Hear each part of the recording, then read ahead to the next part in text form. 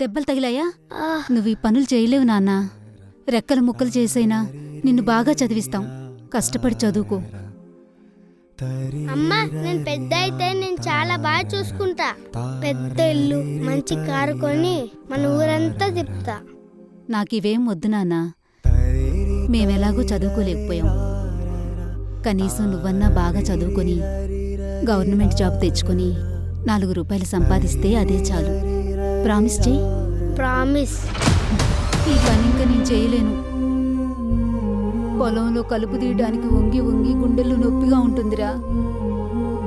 ఒక వారం రోజులు మన తలరాత్రులు మారిపోతాయమ్మా. అదే ఆశతో బ్రతుకుతున్నానురా.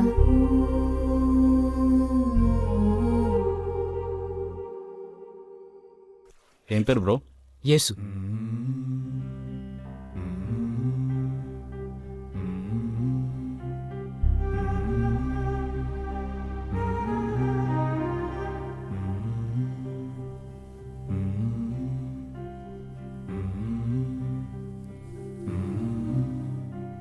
జాతి తక్కువ నా కొడక.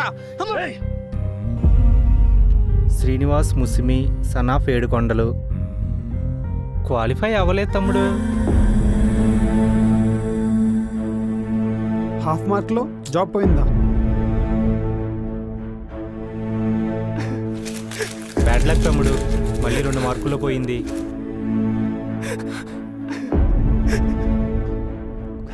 మా నిన్ను ఆశలు పెట్టుకుందిరా. ఇప్పుడు ఈ మొహం ఎలా చూపించాలో అర్థం కావట్లేదురా. నా వల్ల కాదురా. నువ్వు ఒక వీక్ పర్సన్లా మాట్లాడుతున్నావురా. నీకు నాకు నువ్వు 24 గంటలే. కానీ ఆ 24 గంటలు నువ్వు నీ భవిష్యత్తు గురించి ఆలోచిస్తుంటే నేను మాత్రం ప్రతి క్షణం ఎలా గడవాలని ఆలోచించావంటరా. నువ్వు అన్నట్టు ఒక వీక్ పర్సన్ నేను ఒప్పుకుంటా. నాకు జాబ్ ఇప్పించరా. బాబు, డాక్టర్ రాశాడు, కొద్దిగా చూడు. ఏం అర్థం కావట్లేదే బామ్మ, ఏం రాశాడు? ఏం చదువుకున్నారయ్యా మీరు?